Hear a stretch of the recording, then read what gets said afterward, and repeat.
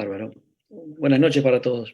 Yo me llamo Juan Vicente, soy cirujano, colaborador de la clínica del profesor González.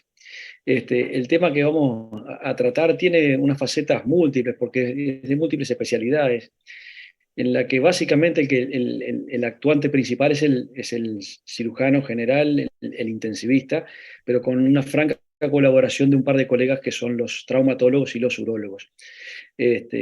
Ya digo, yo soy cirujano general, la parte traumatológica habitualmente la maneja el traumatólogo, pero conceptos generales tenemos que manejar de la patología traumática ósea.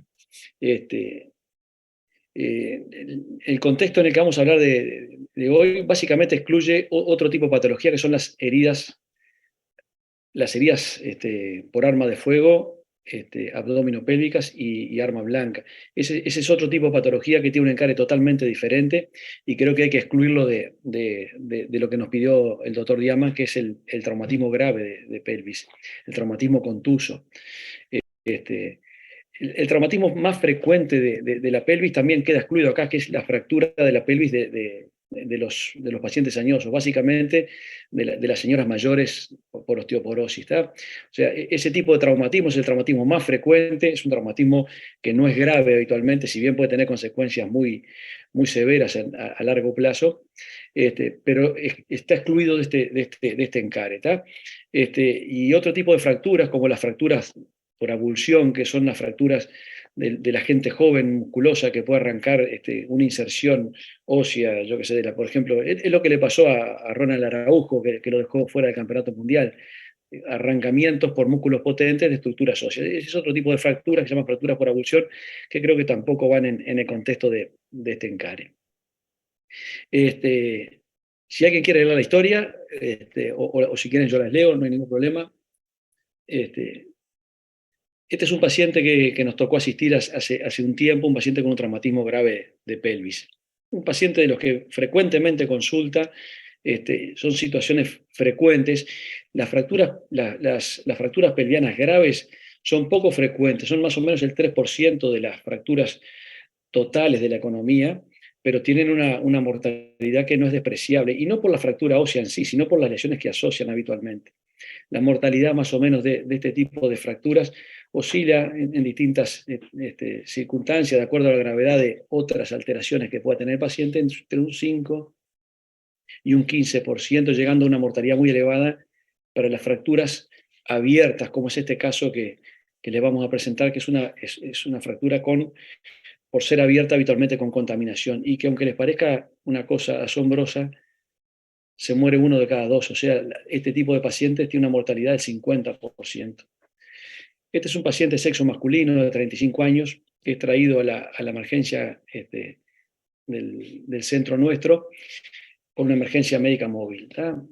30 minutos antes del ingreso tuvo un traumatismo en accidente en ruta. Aparentemente impacta en motociclo alcoholizado contra un guardarrail, contra un elemento metálico de protección de la ruta. En ese contexto fallece una acompañante joven de sexo femenino. Viajaba a alta velocidad con un casco protector. Como detalles, hallamos sobre un charco de agua al costado de la ruta. Obviamente no tenemos ningún dato anamnésico y se desconocen otros datos sobre el impacto. ¿Tá? Esta es una historia habitual. Habitualmente el paciente que usted le trae no viene en las condiciones que nosotros deseamos, viene siempre con lesiones múltiples, a veces lesiones que no son catalogables, y habitualmente desconocemos los antecedentes del paciente y muchas veces la cinemática del impacto. Cuando ingresa este paciente está desorientado, con tendencia al sueño, con reacción a los estímulos dolorosos. Aliento alcohólico es lo más frecuente en las noches cuando nos traen pacientes accidentados. El cuello viene protegido con con un sistema de fijación externo sobre una tabla de traslados. El paciente ingresa con unas pupilas simétricas, una polimnia de 28 ciclos por minuto, ventilando espontáneamente, habla y respira sin ruidos patológicos, está muy pálido, con una mala perfusión periférica, está con los miembros fríos, una temperatura axilar de 34 grados Celsius, pulsos finos, una taquicardia regular de 120 por minuto, con una presión arterial de 70 a 50. No tiene ingurgitación yugular y satura 92 con un catéter nasal. Estos son los datos anamnésicos del paciente. Creo que ya tenemos muchos elementos para plantear el diagnóstico, que lo vamos a hablar ni bien hablemos de la situación del examen clínico.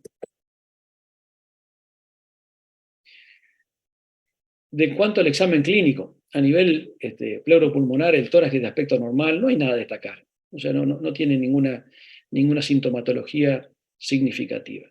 El foco básicamente que tiene el paciente es abdomino pélvico.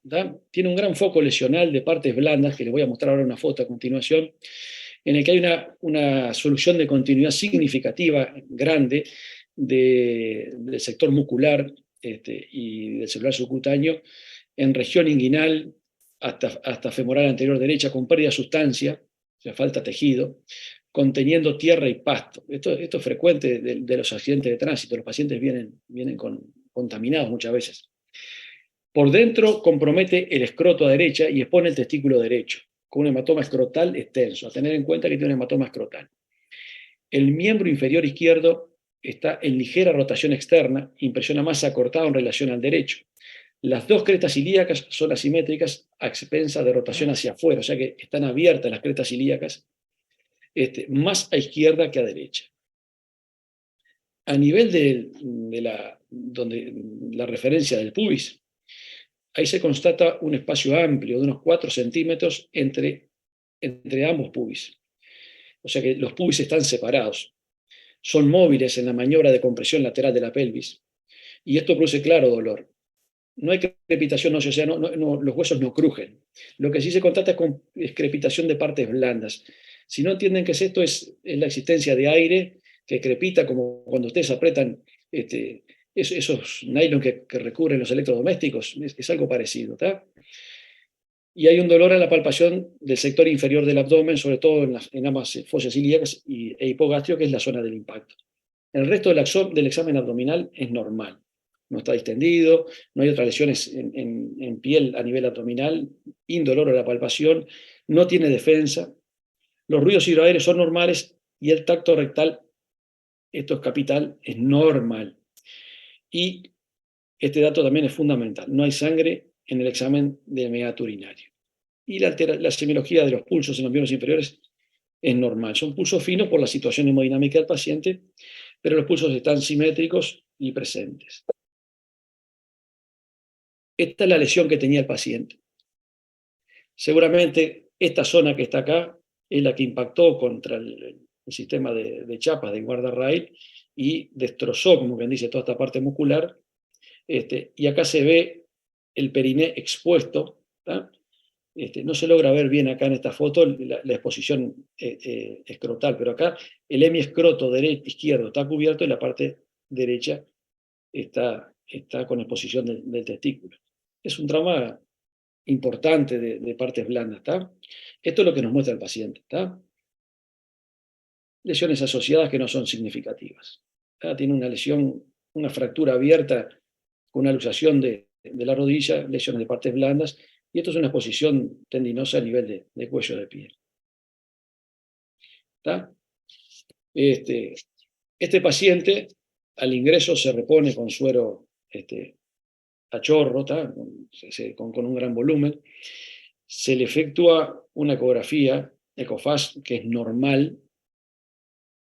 Con la reposición logramos que la presión mejore un tanto, pero se mantiene taquicárdico, se mantiene anémico, se mantiene frío y deteriora el sensorio, por lo cual hay que intubarlo. Y bueno, los pasos siguientes fueron los pasos diagnósticos. Y bueno, ahora los escucho a ustedes. Es obvio que tenemos un politraumatizado grave, que es el diagnóstico inicial, ¿no? Está con un shock hipovolémico. Perfecto. O sea, ¿por qué es un paciente grave, un politraumatizado grave en principio? Porque tiene compromiso de dos sistemas fisiológicos y siendo uno de ellos uno de los sistemas mayores. En este caso sería el circulatorio y también el osteomuscular, sí, porque tiene parte ósea y muscular afectada. Perfecto. O sea, tiene un gran impacto osteomuscular. pero básicamente la gravedad lo denota lo que tú decís, ¿no? Que está Sí, con una tensión hemodinámica. ¿Y por qué tiene shock? Seguramente eso ya lo por, hablé en extenso con el profesor González, pero vamos a tratar de no redundar, pero por lo menos un poquito meterle el diente a eso. primero porque está taquicárdico, está hipotenso, tiene la frialdad periférica, los pulsos finos y la temperatura axilar también está en 34.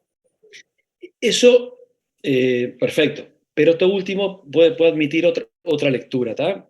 Ah, sí, Este, está. Mm. este, ¿Cómo se define, por ejemplo, la hipotermia? ¿Alguien sabe por qué el paciente se puede decir, este paciente tiene una hipotermia? Porque En tiene una realidad, temperatura, dale. que tiene una temperatura axilar menor a 35 grados Celsius. Pero creo Perfecto. que en politraumatizados se utiliza un punto de corte de 36, puede ser. Eso es variable, sí, pero si un paciente llega con 34 grados de temperatura, obviamente está hipotérmico. Y en eso muchas veces influyen las condiciones en lo que llega el paciente. Este paciente estaba tirado en un charco de agua, ¿tá? En la noche, alcoholizado, que a su vez lo vasodilata, ¿no? Entonces, una de las cosas importantes por lo cual está frío es por la hipotermia, por la situación climática. Entonces, muchas veces uno lo que tiene que hacer es quitarle la ropa, tratar de calefaccionarlo, cubrirlo con frazadas calientes. En la emergencia móvil que lo que tiene es eso, simplemente, ¿tá? Ponerle sueros tibios si pudiera ser, ¿tá? Y básicamente abrigarlo y llevarlo seco a la emergencia, ¿no? Y en la emergencia habrá que tomar otras medidas para tratar de combatir la hipotermia, ¿no? Pero este paciente claramente está hipotérmico y básicamente porque quedó inmerso en el agua. Y lo podría haber ahogado, ¿tá? Porque el paciente cae boca abajo y se asfixia, ¿tá? Pero en principio es un paciente que tiene un shock. ¿Tá? ¿Por qué? Confirmado que tiene un shock, obviamente. ¿Cuáles son las causas del shock en este paciente? Y Una pérdida agudo, enorme de sangre. sí. Perdón. Por la parte de pérdida, por la cantidad de pérdida de sangre venosa por la misma lesión. Que no solo puede estar la que se evidencia a través de la solución de continuidad, sino también la que se almacena depende en qué parte, si es peritoneo o retroperitoneo, que también pierde la pérdida de sangre primordialmente. O sea que podría ser un shock por hipovolemia, por sangrados. Serían tanto venoso como arterial, o sea, si tú tienes una exposición tan amplia de tejidos blandos, puede tener arterias de no gran monta que pueden estar con un sangrado activo, ¿no? Y obviamente a nivel pelviano juega muchas veces el sangrado de origen venoso, pero también puede haber lesiones asociadas. De este paciente, si bien sabemos que tiene un ecofaz negativo, puede tener alguna lesión asociada, ¿tá? Pero en principio tenemos que decir que es un shock hipovolémico, ¿no? Y obviamente es por sangrados externos o sangrados internos no aparentes, ¿tá? Eso habitualmente se encara así en todo tipo de traumatizado grave. Pero hay otras cosas que pueden contribuir, como decíamos, al shock. Un tanto la hipotermia también, porque la hipotermia produce vasoconstricción, básicamente para tratar de mantener la temperatura central, y eso también produce vasoconstricción periférica y puede también coadyuvar al shock. ¿Qué otro factor puede coadyuvar al shock en este caso? Y que no hay que desconocerlo, porque es una cosa fundamental. Un shock séptico por las heridas expuestas y la contaminación. ¿Ustedes estarían de acuerdo con esa propuesta? Igual no tiene fiebre este hombre. ¿No es muy reciente Es demasiado técnicamente para rápido. desarrollar un shock séptico? Exacto, yo creo que uno no puede plantear la infección en un paciente que puede estar al menos contaminado. O sea, las repercusiones de una infección llevando al paciente en shock séptico son alejadas. ¿Tá? Un paciente traumatizado no se pone séptico en el ingreso. O sea que plantear la infección como causa de sepsis al ingreso del paciente no estaría correcto. ¿Tá? El ¿Un shock alcohol, neurogénico por el traumatismo? Puede ser también, ¿no? Nunca hay que dejar de excluir el shock neurogénico. Esa es una opción también. Pero es poco frecuente, pero es una posibilidad que uno no puede desconocer. ¿Y qué otra posibilidad le puede llevar al paciente a tener hipotensión, shock? Es el el dolor. alcohol, el dolor. También, pero el dolor. Este tipo de pacientes, por más que lleguen con el consciente, con la conciencia alterada, vienen sumamente doloridos. Y un gesto médico nuestro, los médicos tenemos que calmar el dolor. O sea, muchas veces algún tipo de paciente mejora el shock con la analgesia. Pero bueno, en principio este es multifactorial, pero está centrado el shock en este paciente por la hipovolemia. Debe ser un shock, como se habla, en anemia aguda, que no es tan correcto, ¿no? Porque lo que pierde el paciente es sangre completa, ¿no? No sino que lo que va perdiendo es sangre, hipovolemia. ¿Tá? O sea, la causa fundamental del shock es el sangrado, externo o interno. La combinación de ambos también. ¿Tá? Y bueno, en cuanto al balance lesional inicial, dijimos, es un traumatizado grave. ¿Tá? ¿Qué tiene? Con los datos clínicos que utilizamos. Capaz que no nos vayamos al ABC fino, sino vamos a entrar nomás en la patología pelviana, porque seguramente del ABC ya hablaron con el profesor González y van a hablar de vuelta el lunes que viene con Cintia. Una fractura de pelvis. En principio tiene un foco lesional extenso, ¿no? Que es lo que llama la atención, ¿no? Y tiene obviamente una fractura pelviana, ¿no? Vayamos de la superficie a la profundidad. También tiene. ¿Qué? El miembro inferior derecho también, eso es extenso, junto con el pelvis. O sea que este paciente tiene un compromiso importante de partes blandas en pelvis y en miembros inferiores, que no es despreciable. Ese solo foco de exposición con contaminación puede ser causa de muerte en este paciente. Es un paciente que tiene riesgo mayoría vital de en este momento, ¿no? Es un paciente que tiene riesgo de vida, por supuesto. Pero en principio lo que tiene el paciente es un foco lesional extenso de partes blandas, con un foco hemorrágico externo. Ahora pareciera que no está sangrando, pero el paciente puede haber tenido un sangrado significativo en la escena y en el traslado, con contaminación. ¿Tá? Tierra, pasto, son microbios telúricos, se llaman, que son de la tierra, son francamente agresivos y muy contaminantes.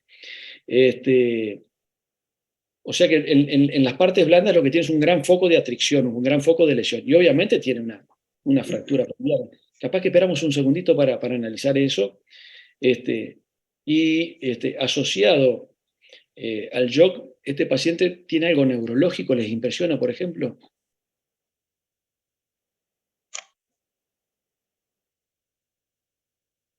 La tendencia al sueño La tendencia al sueño puede ser ¿no? puede Una ser, una pero alarma, puede ¿no? ser por la hipovolemia que estábamos hablando, ¿no? O sea, Exacto, perfecto. también por el traumatismo, pero Perfecto. O sea, puede ser fenómenos traumáticos, hipovolemia, obviamente, cuando un paciente tiene una hipoxemia, tiene una mala irrigación cerebral y puede entrar en deterioro del sensorio. ¿Qué otro factor puede jugar en eso en este paciente? ¿Está alcoholizado? Está alcoholizado. Y muchas veces también con algún tipo de drogas. Entonces son todas cosas a tener en cuenta si el paciente instala un deterioro neurológico, ¿no? Que a su vez puede estar, como decían ustedes, promocionado por el shock, por eventual acidosis, porque el paciente que viene enojado y que viene frío, habitualmente tiene una acidosis. ¿tá? Y esa acidosis muchas veces después produce trastornos de la coagulación que se retroalimentan y son muy difíciles de manejar. ¿tá? Y bueno, en principio yo pareciera que a nivel neurológico este paciente no tiene gran cosa, pero de todas maneras deterioro sensorio y es capital hacer una buena valoración neurológica, ¿no? Y centrándonos ya Igual más... tiene la simetría pupilar, ¿no? Tiene la pipila submétrica, claro, pero de todas maneras puede haber otro tipo de daño a pesar de que tenga solamente ese dato clínico, ¿no? Pero es un dato a tener en cuenta, ¿no? Es probable que no tenga nada a nivel neurológico, pero viajaba de casco, seguramente el traumatismo cráneoencefálico que puede haber tenido debe ser de menor entidad que el del resto del organismo, ¿no? Y bueno, y a nivel pelviano, ¿qué les parece que tiene este paciente? Si hacemos un balance lesional clínico, ¿qué puede Bueno, tiene una fractura de cadera que se ve con una ligera rotación del miembro inferior izquierdo y acortamiento en relación con el miembro inferior derecho. que se constata la inestabilidad pelviana justamente por la separación mayor a 1 centímetro, dice que es 4 centímetros, del pubis, constatando justamente una inestabilidad pelviana. Y bueno, y no se constata el sangrado en el meato uretral, que es bastante importante, que eso nos habla de una lesión de la uretra membranosa que puede ser como por efecto guillotina, por el movimiento óseo, ¿no? Perfecto. Yo tengo una consulta. Igual sí decía que tenía hematoma genital, ¿no? Sí, Tiene un hematoma escrotal. pero no decía que del meato uretral, porque cuando es lesión del meato uretral ves salir sangre por la uretra. Yo creo que... Tengo una consulta. Un segundito, yo creo que lo que dice el compañero está muy atinado y es muy correcto, porque no todos los hematomas perineales o escrotales se tienen que corresponder con una lesión que estuvieran sospechando de la uretra, ¿no? El no tener uretrorragia, se llama así, sangre en el meato, es una cosa importante en este paciente, ¿no? Porque tiene un hematoma escrotal, seguramente es todo por impacto directo. Yo diría, corregiría un poquito lo que dijo el compañero, sería una lesión de uretra, no diría uretra membranosa, uretra. ¿Ya? Cualquier parte de la uretra puede tener uretrorragia. ¿Ya? Perdón, dale.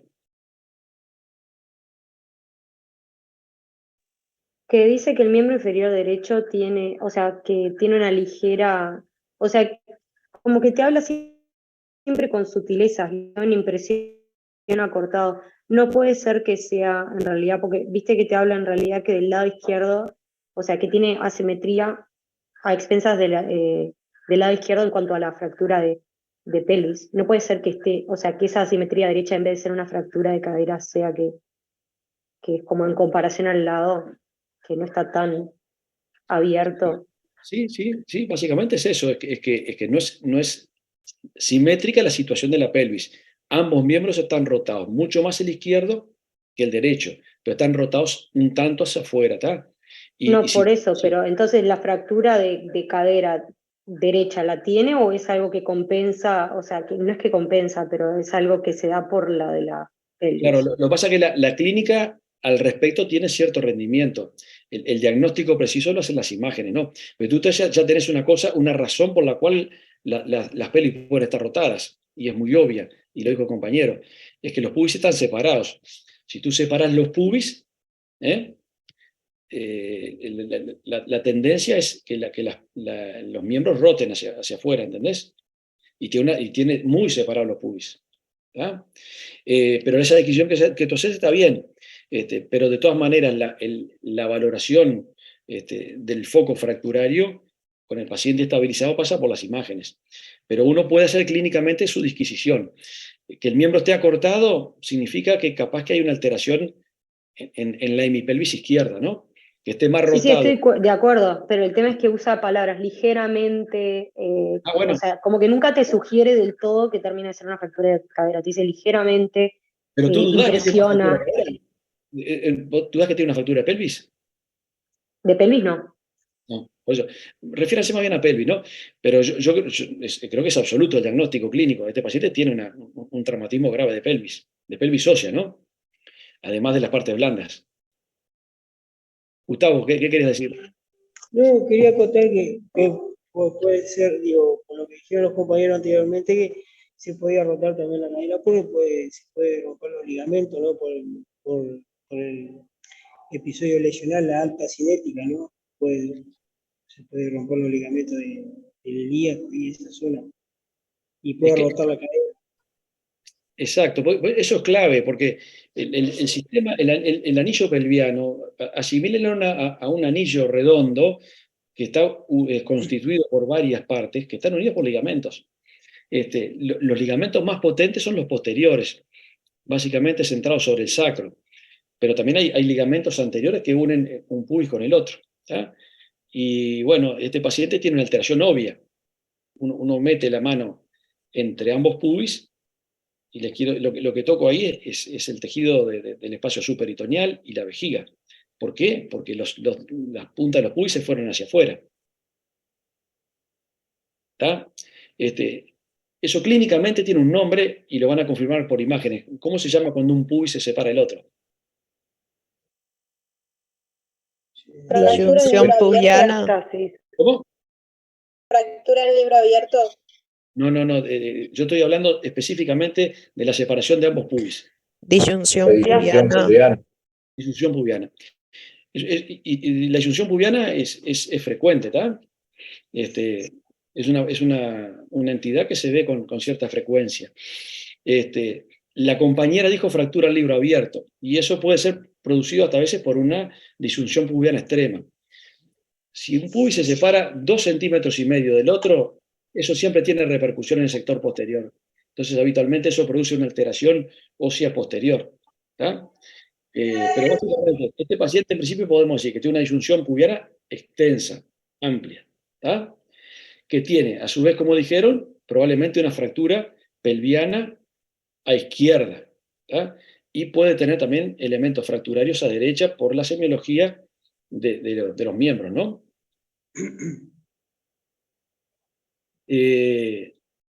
Por ahí surgió el nombre de la fractura en libro abierto. La compañera que lo dijo, ¿qué sabe de eso? A ver.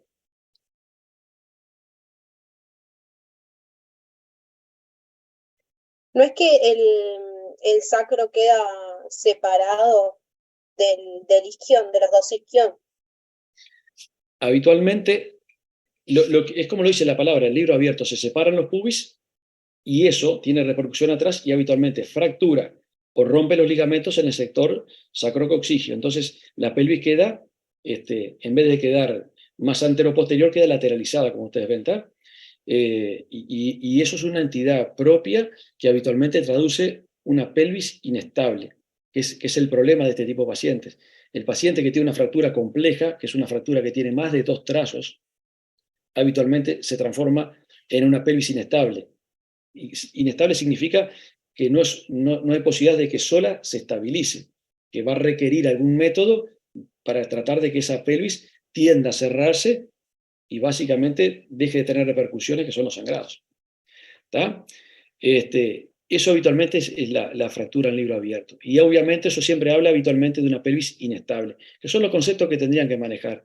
Fractura compleja, habitualmente puede terminar en una fractura en libro abierto u otro tipo de fractura, y por las repercusiones que producen en un anillo rígido, habitualmente se transforman en inestables. ¿Tá? En principio, ¿Cuál es el criterio para definirla como extrema? ¿Cómo es? Perdón, extrema, capaz que yo me referí mal. La disyunción pelviana extrema. Es porque es una superado los 2,5 centímetros, ya tenés repercusión. O sea, una separación de 4 centímetros es una separación extensa y grave. Porque ya te digo, ese lugar va a ser ocupado por otra cosa allí. ¿Tá? Y eso habitualmente, a la larga o a la corta, hay que tratar de resolverlo. ¿Tá? En principio, entonces, una fractura multifragmentaria con una amplia disyunción pubiana, ¿tá? Y probablemente con una fractura del marco posterior. Más o menos eso. Yo no soy traumatólogo, les aviso, pero de alguna cosa tenemos que aprender los médicos generales y los cirujanos para atender este tipo de pacientes. ¿Está? Profe, una consulta, perdón. Vale. ¿Acá podríamos decir entonces que tiene la fractura en libro abierto o solamente Sí. podemos decir que tiene una disyunción pelviana extrema? Es muy probable que sea una fractura, si uno lo mira a priori, que sea una fractura en libro abierto. Pero eso te lo va a decir el estudio por imagen. Bien. El diagnóstico ese básicamente es afinado por los estudios por imágenes. Bien, y habías dicho que entonces hay una separación de los pubis que hacía que se alterara la parte sacrococcígea, ¿verdad? Habitualmente sí, como anillo rígido que es la pelvis, una fractura anterior, una disyunción anterior, siempre tiene una repercusión posterior. O sea, es muy raro ver una disyunción pubiana más amplia, como la que tiene este paciente, y que no tenga impacto atrás. Porque hagan ustedes el siguiente razonamiento, hagan un anillo de yeso redondo, así, un círculo. Rómpanlo en un lado, no pasa nada, lo rompen en 2 lados, se fractura todo atrás. O sea, habitualmente es inextensible y tiende a fracturarse. Lo mismo pasa con la pelvis, que es un anillo rígido, ¿tá? En lo cual los traumatismos graves anteriores tienen repercusiones en el sector posterior. ¿Tá? Y ya les pregunto esto, ¿es fundamental reexaminar al paciente en esta condición?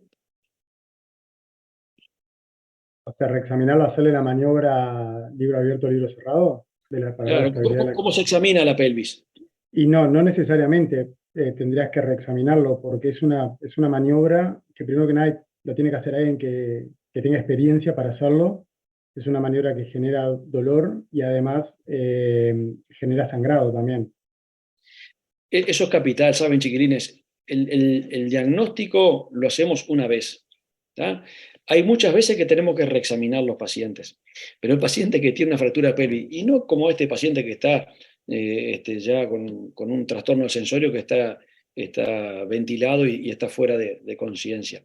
Produce mucho dolor la maniobra. ¿Tá? Habitualmente la maniobra que nosotros utilizamos para ver si la pelvis está fracturada o no es la compresión hacia adentro de ambas crestas ilíacas, o la extensión hacia afuera desde adentro de las crestas ilíacas para ver si se separa.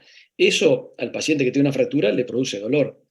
Lo mismo que, entonces, si tú haces en forma reiterada la palpación de la fractura, tenés dos riesgos, o tres. Primero, el dolor.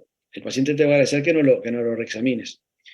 Tenés el riesgo de que si se formó un coagulito en algún sector que está sangrando en forma importante, el coágulo se retire, se mueva y el paciente tienda a sangrar más.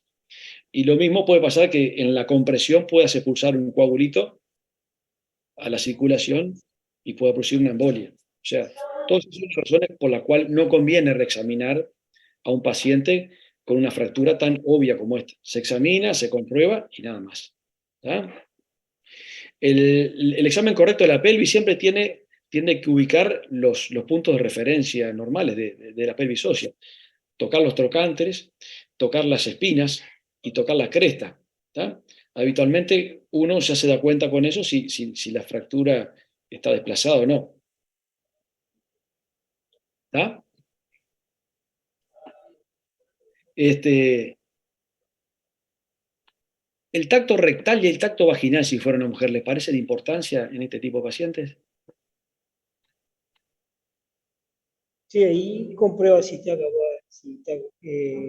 puede estar la próstata, ¿no? Como se dice, próstata posterior, digo, sí. Bien. Puede estar... Por la palpación de los fondos de saco, ¿no es? También, o sea, para comprobar que están libres. Que no haya nada irritante como sangre, etc. Eso ya sería un poco más complejo, pero yo creo que una de las razones es para la aversión prostática en el hombre. ¿Qué otra cosa nos puede dar el tacto rectal? No toques la próstata y que tengas lesión de la uretra. Bueno, más o menos es el mismo sentido que el compañero. ¿Qué otra cosa nos puede dar el tacto rectal? Una fractura abierta oculta. ¿Cómo? Una fractura abierta oculta. Bien. ¿Y cómo te das cuenta de eso? Mediante en el tacto rectal. Qué buena pregunta. No, pero está muy bien lo que estás diciendo, ¿sabes? Porque uno puede tener una fractura y te puedo decir que es extremadamente raro que la puedas diagnosticar por el tacto rectal o por el tacto genital. Bien. No, cualquier fragmento óseo que se desplace en la pelvis puede producir lesiones de adentro a afuera de ambas estructuras, ¿está? Y eso lo transformaría la fractura en una fractura abierta. ¿Por qué? Porque está comunicada a través de la vagina o a través del recto con el exterior. Situación grave, ¿no? Yo le puedo decir que eso yo nunca lo vi, pero está escrito, ¿está? Entonces, otro dato que te puede dar el tacto rectal o el tacto vaginal es sangre en el guante, ¿no? Si tú encuentras sangre en este paciente, lo que tenés que pensar es que la pelvis quedó abierta en algún sector, ¿tá? O que tiene una herida rectal o vaginal por otra razón, pero uno tiene que pensar que el mecanismo lesional es un trozo de hueso que lesionó la estructura, ¿no? Por ahí nombraron lo de la próstata. Y este paciente lo tactamos y el tacto rectal era normal. ¿Qué puede pasar si tenemos una lesión de la uretra? ¿Cómo se manifiesta la lesión de la uretra? Ahí tenés la próstata ascendida, ¿no? Claro. ¿Y cómo diagnosticás que está la tocás a la próstata o no la tocas? No, no la tocas. Habitualmente no se puede tocar. Pero ¿eso de qué te habla habitualmente? Una pelvis inestable. No, pero en cuanto a lo prostático. Perdón, a lo uretral, Una rotura completa. completa. ¿Tá? Y eso es fundamental. Sí, eso es fundamental. Ahora, tocas la próstata. ¿Estás totalmente convencido de que está todo bien? No, tenés que ver No si te tiene lo uretro descarta. raje. ¿Tenés que No te ver lo qué? descarta. Si le sangra, si tiene sangrado por emiato, ¿Eso cómo se llama? uretrorragia. Uretrorragia. ¿Y es lo mismo que la hematuria? No, porque No. una es sangre pura y la otra es sangre con orina, la Perfecto. hematuria. Entonces, ojo cuando uno tiene uretrorragia. ¿Tá? Y estamos hablando básicamente de la patología traumática en el hombre. ¿Tá? Porque la uretra femenina es corta y móvil. Es excepcional que la uretra se lesione en un traumatismo. ¿Tá? Algo que sea un traumatismo penetrante, ¿no? O un traumatismo contuso, eso es muy raro. ¿Tá? Entonces, la sección completa de la uretra se diagnostica sumando cosas. Lo más importante es la ausencia de la próstata en el tracto rectal. ¿Tá? A su vez, con la próstata en su lugar, si tenemos una uretrorragia, hay que tener muchísimo cuidado. De hecho, el ATLS sugiere muchas veces hacer estudios antes de poner una sonda. ¿Tá? Cosa que igual parece un poco que pierde practicidad, pero si tú tenés un meato sin orina, sin sangre, una próstata en su lugar, no hay un hematoma perineal, uno está autorizado a colocar una sonda vesical. ¿Tá? Si me esperan un poquitito, les muestro un par de dibujitos que son muy gráficos de eso. Y solo con el hematoma no le colocarías una sonda. No, no, hay que evaluar otras cosas. Ahí mirá, este dibujo es de un libro muy viejo. Tenés el micrófono abierto. No se Perdón, escucha. profe. Profesor. Isabel Aristimuño y Gustavo Silva tienen el micrófono abierto y es una falta de respeto para el profesor que está tratando de hablar. Tranqui, puede haber sido sin querer. Ah, buen chiste. No pasa nada. Disculpa si fue sin querer. Las chiquilines, estos dos dibujos son muy claros y muy elocuentes. Acá a la derecha tienen algo que es muy claro, ¿no? La sección completa de la uretra posterior. ¿Tá? La próstata elevada o ausente, un hematoma que queda por debajo y el cabo de la uretra seccionado. ¿Cuál es la fisiopatología de esta lesión? ¿Cómo se produce esta lesión? Se produce por el como un corte en guillotina, no me sale la palabra. Maduro. Sí, más duro que eso. Básicamente por el ligamento de con Kerzán o una cosa así, y los movimientos óseos por la fractura, ¿verdad? Sí. El movimiento es como una guillotina, como tú decís. ¿Ah? Pero hay que decir la palabra no me sale. Guillotinamiento, ahora quería decir. Es un cortante, y que lo corta es una condensación de la aponeurosis pelviana, ¿tá? Y si ya que querés hablar del nombre, se llama Carcassonne. Ese mismo. Esto ocurre básicamente en los traumatismos anteriores. O sea, hay impactos que son diferentes en los traumatismos pelvianos. Laterales, anteriores, posteriores, verticales, y son todos con distinta fisiopatología, pero los traumatismos anteriores producen un desplazamiento de esto, que está acá, que se desplaza hacia atrás, porque el pubis, por una fractura del marco anterior, se desplaza hacia atrás y corta la uretra. Y esto no le puedo decir que es frecuente, pero se ve. ¿Tá? O sea, un traumatismo grave de pelvis en un hombre, la premisa es conservar sana la próstata. ¿Tá? Esta es una imagen de una sección de la uretra posterior. ¿Tá? La uretra prostática en su pasaje por el perineo. ¿Tá? Entonces, esta es una imagen clara de una lesión prostática. Sección completa, pero esto puede ser una sección parcial, y la próstata estará acá, inmersa en un hematoma, y uno capaz que se tienta de poner una sonda vesical, y si está lesionada parcialmente, lo lesiona por completo. Les voy a mostrar una tomografía de este incidente en un paciente que yo tuve hace poco tiempo. ¿Tá? Esta es la sección de la uretra posterior. Esta es otro mecanismo lesional. Esta es la sección de la uretra peniana, básicamente. ¿Tá? ¿Qué pasa? Estos son pacientes que reciben impactos directos. son pacientes que caen a horcajadas. Horcajadas significa a piernas abiertas sobre alguna estructura firme. Entonces, estallan este sector de uretra y ustedes lo tactan al paciente y la próstata está en su lugar, obviamente, pero la sección está acá adelante. Y esto se acompañan habitualmente de un importante hematoma escrotal. ¿Ah? Hematoma escrotal más uretrorragia es chance elevada de lesión uretral. Tacto rectal, próstata ausente, hematoma por delante, uretrorragia, es muy probable que pueda corresponderse con una lesión de la uretra posterior.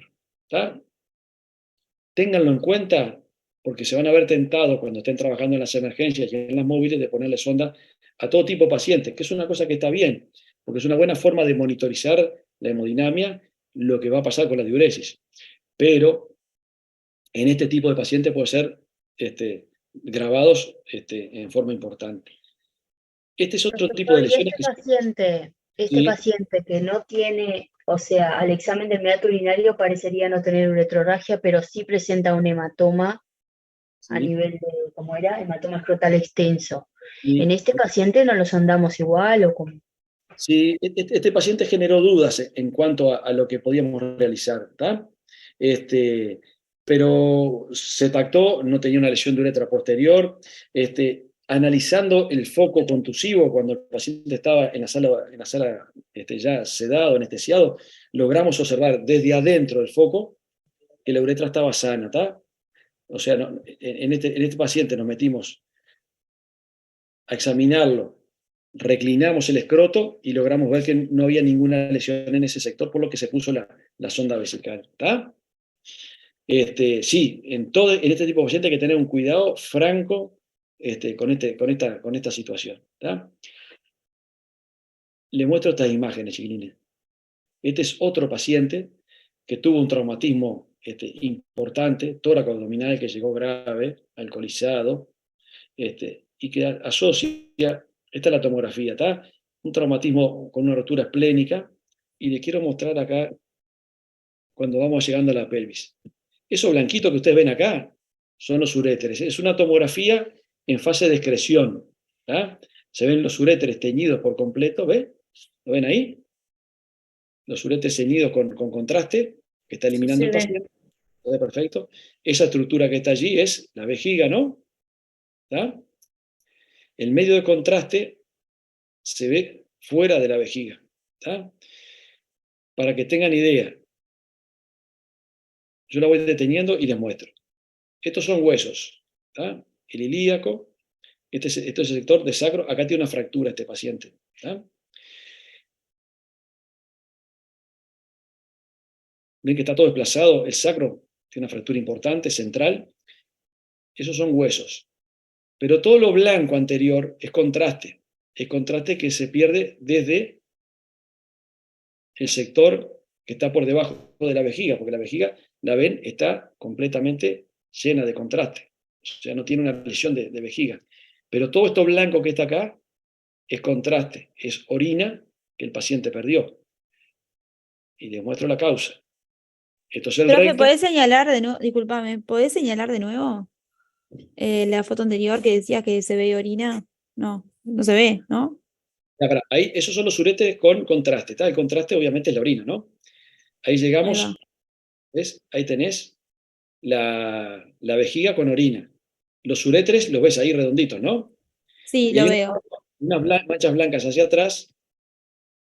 Esto es fuga de orina, de contraste. ¿Ves? Todo esto Ah, es un contraste. montón. Se rompió el uréter entonces. El uréter no, porque los uréteres están sanos acá, ¿ves? No hay fuga a partir de allí. Mirá que La vejiga, es la vejiga la que se lastimó. la vejiga está sana, acá está con contraste, y esto de ser orina normal lo que tiene adelante. ¿Ves? Es un nivel. Perdón. ¿Y dónde está la fuga? Ahí. Eso lo quiero mostrar ahora, ¿está? Para que vean que las cosas pasan a veces. Las voy deteniendo para que vayan viendo, ¿está? Acá estaría el recto, esto es la vejiga. Bajamos un poquito más de nivel y tenemos que llegar a ver la próstata. Recto, vejiga, ¿lo ven ahí? Y acá hay una fuga de contraste significativa.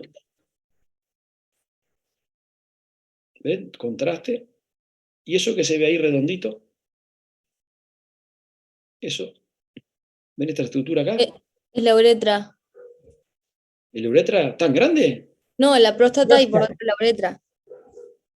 Pará. Muestro un poquito más abajo. ¿Ven ahí el meato urinario, no? ¿Ven ahí que tiene una cosa blanca adentro? Sí. Eso es una sonda. Y la sonda termina allí. ¿Ven? Este es el globo de la sonda vesical inflado y está detrás del pubis. O sea, es como una pérdida de orina por la sonda hacia adentro.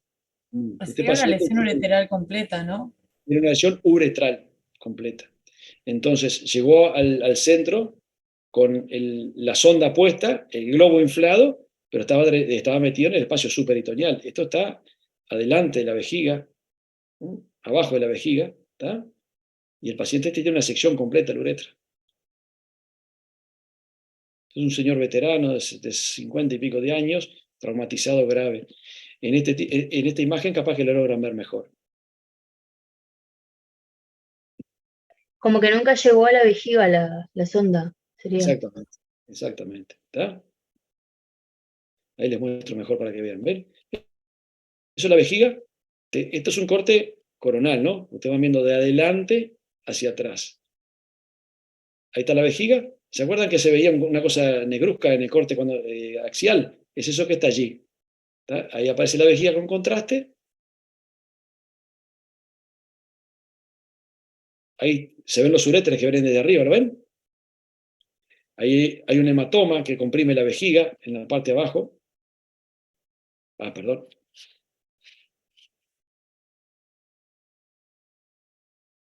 Esa es la vejiga, los uréteres. Acá hay un hematoma. Acá hay fuga de orina, que es lo que veíamos en el corte axial.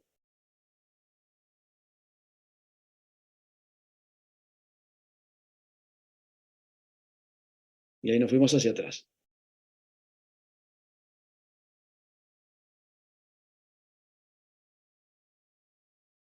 Y ahí ven el globo. ¿Lo notan? Sí, se ve, sí. El globo de la sonda que está claramente Se ve ahí. la sonda también, sí. ¿Ven?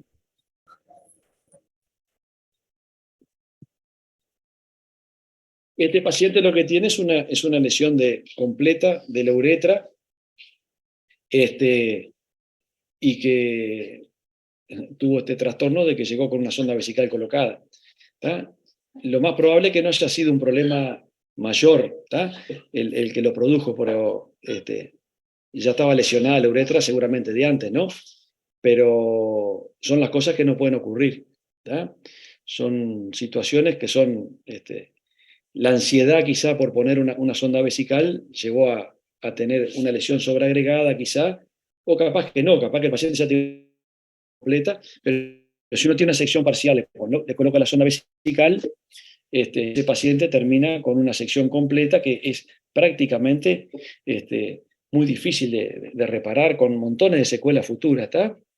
O sea, eso es lo que no tiene que ocurrir. Entonces, lo mejor es, hay una uretrorragia, tractar el paciente. Si no estamos convencidos, lo que hay que hacer es hacer una uretrocistografía. ¿Alguien sabe cómo se hace una uretrocistografía y qué requerimientos tenemos? ¿Qué necesitamos para hacer una uretrocistografía?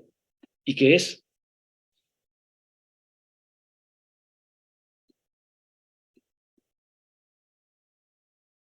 No es un estudio imaginológico, radiológico que es inverso, digamos, arrancás inyectando contraste desde la uretra hacia la vejiga, ¿no? Perfecto. ¿Y con eso qué certificás y qué valorás? Y la integridad de la vía urinaria inferior. Perfecto. El tracto inferior, que esté completo, digamos, por lo menos Perfecto. no esté dañado. Eso por ATLS es prácticamente obligatorio hacerlo en un traumatizado con alta sospecha. A este paciente, al paciente que estamos encarando, se le tendría que haber hecho una uretrocistografía, pero se vio también la uretra desde afuera en el foco ese abierto que no hubo problema. Pero estrictamente un paciente que tiene un traumatismo pelviano así, es mejor hacer una uretrocitografía antes de colocarle una sonda vesical. ¿Para qué? Para evitar lo que vimos recién. ¿Tá? La uretrocitografía, como decía el compañero, es simplemente la instilación de contraste a partir del meato urinario, bajo radiología nomás se puede hacer, no es necesario que sea bajo tomografía, pero se puede hacer también bajo tomografía, y nos sirve para confirmar que la uretra esté sana, que no tenga fugas, y que la sangre llegue, y que el contraste llegue a la vejiga. Porque si nosotros no encontramos ninguna fuga de orina, pero le inyectamos el contraste y el contraste queda retenido en la uretra, algo está pasando, o sea, debe tener una lesión con hematoma. Eso ya es contraindicación de colocar una sonda. O sea, uno tiene que tener una uretra que sea normal, expedita y lograr teñir la vejiga, que a su vez nos va a permitir excluir que tenga una rotura de vejiga. ¿Tá? Porque la rotura de vejiga es otro de los traumatismos, de las lesiones que tenemos que descartar. ¿Tá? Las lesiones de la vejiga habitualmente tienen una fisiopatología diferente. ¿Qué condición tiene que tener un paciente con un trauma contuso, un trauma cerrado, para lesionar la vejiga? Te escucho. Que esté llena. Básicamente es eso, ¿tá? O sea, es necesario que la vejiga esté vacía, que esté llena. Pues si la vejiga está vacía, no hay ningún impacto que la haga lesionar, ¿tá? O sea, es frecuente el paciente alcoholizado que toma cerveza, se impacta en motociclo o en automóvil, comprime la vejiga por alguna fractura y estalla la vejiga. ¿Tá? Habitualmente la lesión de la vejiga son patrimonio de las fracturas anteriores. ¿Tá? O sea, las fracturas de los sectores anteriores de la pelvis determinan rotura de vejiga. ¿Y dónde se puede romper la vejiga?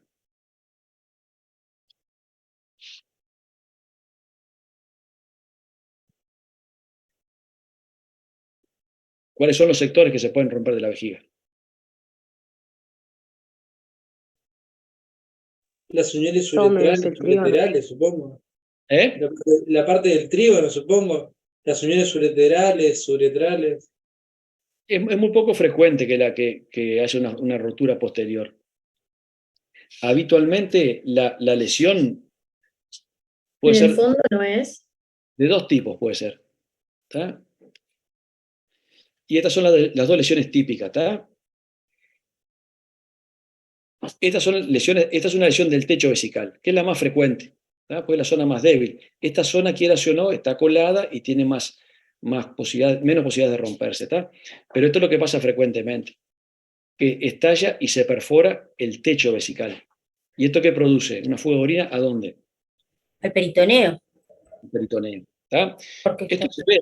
Esto se ve. ¿Tá? Yo recuerdo un muchacho que estaba en una doma, que tomó 2 o 3 botellas de cerveza, se subió al caballo, el caballo lo tiró, rompió la vejiga, vino con 3 litros de orina dentro de la panza. O sea, esto es una rotura intraperitoneal. ¿Tá? Cuando se rompe el techo, la rotura es intraperitoneal y la contaminación habitualmente es intraperitoneal. El pasaje de orina al peritoneo habitualmente no produce grandes problemas, ¿tá? No son peritonitis severas como las perforaciones de otra víscera. ¿Tá? Pero también se puede perforar en el sector anterior. Esto habitualmente es por impacto directo, un hueso que se desplaza y rompe a nivel subperitoneal. ¿Tá? Y esto habitualmente no determina una peritonitis, obviamente esto determina una infiltración pelviana de los espacios celulares urinosa. ¿Tá? Y esas básicamente son las lesiones urogenitales que hay que tratar en este tipo de pacientes. ¿Tá? O sea, lesiones de uretra. La uretra masculina es más pasible de lesiones que la uretra femenina. Es muy raro que una uretra femenina se lesione. Las lesiones asociadas básicamente son de la vejiga, son poco frecuentes, pueden ser intraperitoneal o subperitoneal. ¿Tá? Y eso habitualmente, ambas lesiones se diagnostican perfectamente con un estudio muy sencillo que es la uretrocitografía. ¿Tá? ¿Qué es el paso que sigue acá? ¿Qué estudios paraclínicos e imagenológicos solicitaría? ¿Tá?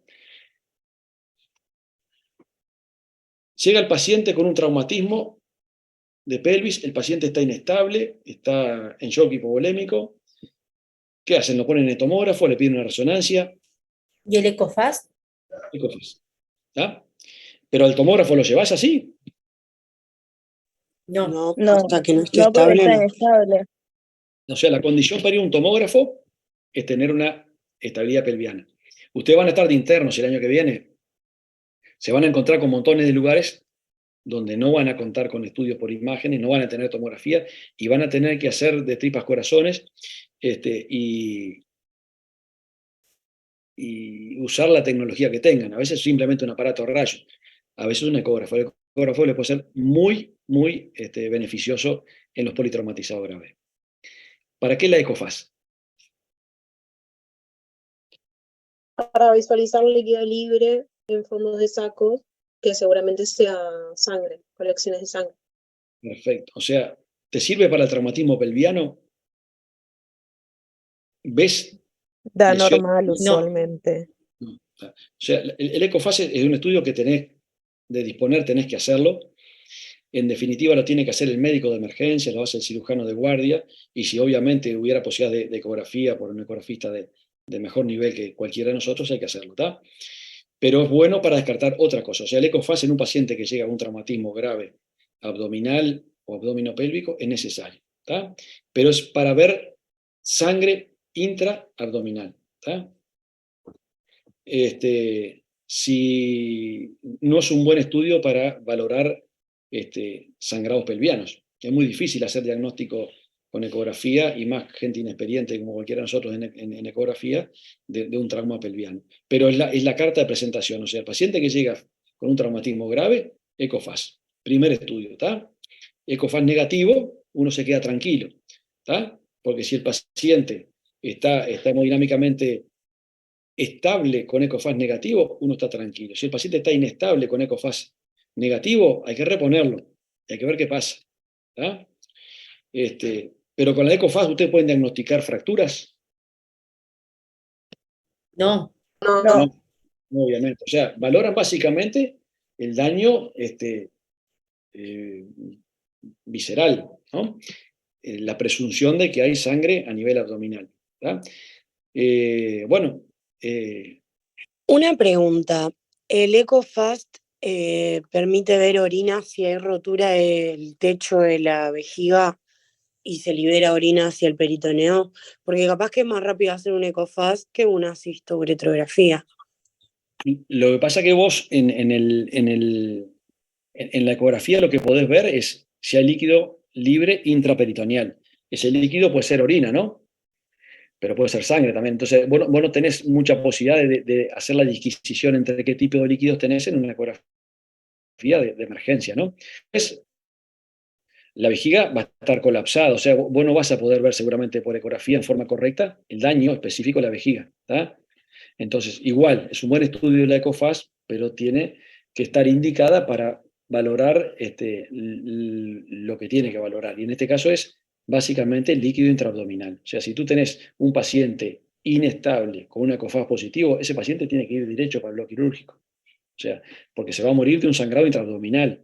¿Ah? No importa lo que tenga en la pelvis, pero tenés que llevarlo porque puede tener el vaso roto, el hígado roto, una rotura aorta, otro tipo de lesiones que puedan ser de gran importancia. Me olvidaba decirles que hay otras estructuras que pueden ser pasibles de lesión en los traumatismos pelvianos, que son las lesiones nerviosas. ¿Verdad? Es muy raro que una fractura pelviana lesione algún nervio, básicamente el ciático, el nervio femoral. Y otras estructuras que se lesionan frecuentemente y que son el gran problema de los traumatismos pelvianos son los vasos. ¿Tá? O sea, siempre al costado de un traumatismo pelviano hay un sangrado. ¿Tá? Siempre, siempre, es la regla, ¿tá? De distinta variación y distinto origen. ¿Tá? Entonces, las maniobras terapéuticas y las maniobras diagnósticas siempre tienen que ir en paralelo. El paciente llega, lo tenemos que ir valorando y reponiendo, valorando y reponiendo. ¿Tá? Y buenamente, si la ECOFAS es negativa y el paciente se logra estabilizar, como este paciente se logró estabilizar, mantuvo una mejor hemodinamia, se puede llevar al tomógrafo. La tomografía es el estándar de oro de la evaluación pelviana. O sea, el mejor estudio para una evaluación de un traumatismo pelviano es la tomografía. ¿Tá? Porque uno puede hacer la uretrocitografía con tomografía, pero básicamente lo que va a valorar es el tipo de daño que tiene el paciente, ¿tá? Ya sea intraabdominal y pelviano. Y en el pelviano uno va a ver las vísceras y va a ver también la pelvis como tal, si tiene un hematoma, si no tiene un hematoma, si puede tener un sangrado activo y qué tipo de lesiones fracturarias tiene. Entonces, el estándar de oro en un paciente estabilizado con una fractura es la tomografía. ¿Está? ¿Alguna Bien, duda? pero en este caso, eso perfecto, profe. En este caso que el paciente está inestable, ¿no tenemos que ir por una cirugía de control de daños? Acompañado de la paraclínica sanguínea que nos va a valorar el estado del paciente, clasificar, bueno, la repercusión hematológica, hemodinámica, y entre otras cosas, por ejemplo, si pedís la crisis, coagulopatía traumática aguda, bueno, grupo sanguíneo, pero más allá de eso, quiero enfocar a ver si nos vamos a una cirugía de control de daños por la inestabilidad hemodinámica. Es que ahí haces la parotomía, ¿no? Si está inestable. Claro, Perdón pero que lo que interrumpí pasa es así que de una. ese tipo de conductas que son simultáneas a las de diagnóstico, uno las tiene que tomar con mucha premura y con mucha cordura, ¿tá? O sea, si tú tienes un ECOFAST negativo, ya no tenés necesidad de un ingreso de emergencia a la sala de operaciones. O sea que, en principio, sin sangre intraabdominal, con un hematoma pelviano, la primera medida es la reposición. ¿Tá? La primera medida es la reposición y tiene que ser enérgica. ¿Tá? Y tenés que cargarlo de volumen. Si el paciente perdió sangre, hay que transfundirlo con sangre. Eso lo vamos a ver en un paso siguiente. ¿Tá? Pero tú tenés que reponer el paciente. Si el paciente se estabiliza, es otro paciente. ¿Tá? Pero si el paciente tiene una ECOFAST negativa, pero lo repusiste en forma importante, le pasaste volumen, le pasaste sangre y sigue inestable, ese paciente tiene seguramente un sangrado pelviano activo y ese paciente se transforma en súper grave. ¿Tá? Es un paciente que tiene un score de mortalidad elevadísimo. ¿Por qué? Porque debe tener seguramente una sección de un gran vaso pelviano o la suma de múltiples sangrados, sobre todo posteriores, venosos, que lo están chocando. ¿Tá? Entonces, ese tipo de paciente a veces requiere alguna intervención minutos después del ingreso, que puede ser hasta mismo la laparotomía para hacer un packing o otro tipo de procedimientos que son de avanzada, que a veces la mayoría de los centros de nuestro país no lo cuentan, como es el intervencionismo vascular. ¿Tá? ¿Alguna duda, chiquilines, hasta acá? Una duda chiquita, profe. Dale, dale. Cuando dijiste lo de la lesión de la vejiga en el techo, que dijiste que era la más frecuente, Es la más frecuente de las lesiones vesicales, ¿no? de las lesiones vesicales, ahí está. ¿Esa por qué se da? Porque entendí que la otra era por impacto directo. Esa más bien, Habitualmente por compresión en una vejiga llena, ¿tá? perfecto. Habitualmente hay un estallido porque aumenta la presión, porque habitualmente hay un desplazamiento de las estructuras anteriores a atrás, lo aprieta, como quien dice, la vejiga, y la vejiga que ya está distendida, por algún lado tiene que perder la hipertensión y lo hace estallando hacia el abdomen, Perfecto. Muchas ¿tá? gracias. Hacia el peritoneo. ¿Tá? Yo tenía una consulta. Vale, te escucho. En este caso, en este paciente que solo tenía el hematoma escrotal y no tenía lesión de la uretra porque no había sangrado, solo, o sea, ese hematoma solo fue por digamos, un impacto directo, no es porque tenga lesión de la vejiga o de la uretra. Claro, ese fue el planteo y por eso se cateterizó la vejiga, sí. Lo que tenía es un impacto de partes blandas, ¿está? Asociado a las fracturas. Pero siempre hay que tener cuidado. No está de más, si se puede realizar, una uretrocitografía, ¿está? La macana que muchas veces eso te lleva a llevar al paciente desde la unidad de reanimación hasta la sala de rayos. Si bien vos podés capaz ponerle una placa detrás de la pelvis del paciente con un Buki, que es un sistema muy práctico de radiología, e inyectarle líquido de contraste por uretra y ver si fuga el contraste, ¿está? Pero bueno, en principio eso hay que hacerlo un poco actuando con lógica, tacto rectal, uretrorragia, qué tipo de hematomas pelvianos tenés, perineal tenés, ¿está? Bueno, pero Una en principio, pregunta. ¿sí? Dale. La radiografía de pelvis tenía entendido que entraba en la evaluación primaria y quería saber si en este paciente, por ejemplo, se hace. Yo te puse ahí, hay una pregunta, ¿hay qué estudios paraclínicos y imagenológicos solicitaría?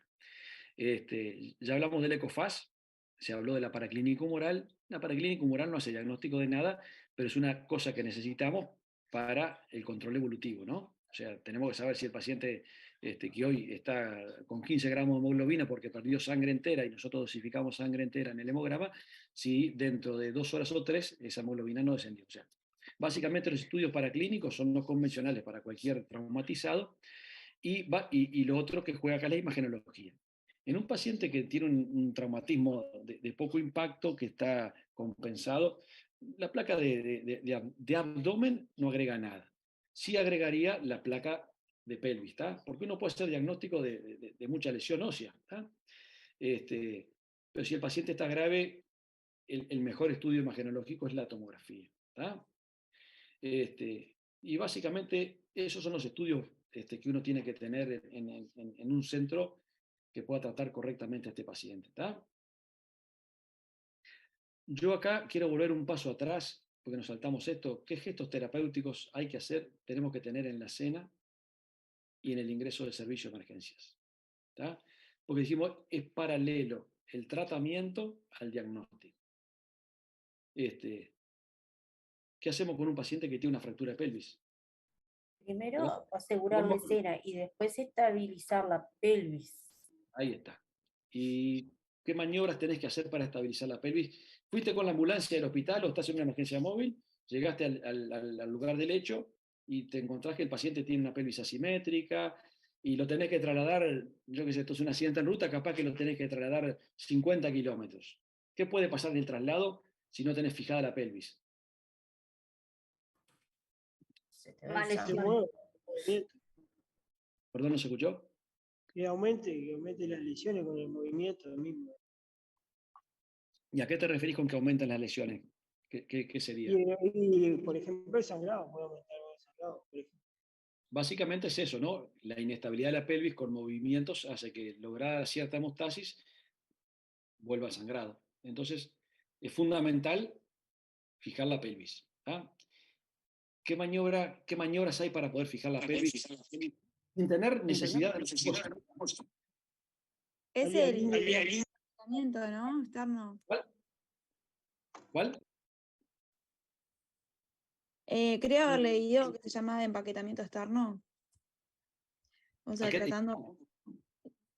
A ver, Sí, primero tienes que rotar el miembro, ¿no? O sea, rotarlo internamente y luego es que le haces el empaquetamiento pelviano. Eso sería lo más importante, primero rotarlo. ¿Y a qué le llaman empaquetamiento pelviano ustedes? ¿Están en la escena? O una sábana o una faja.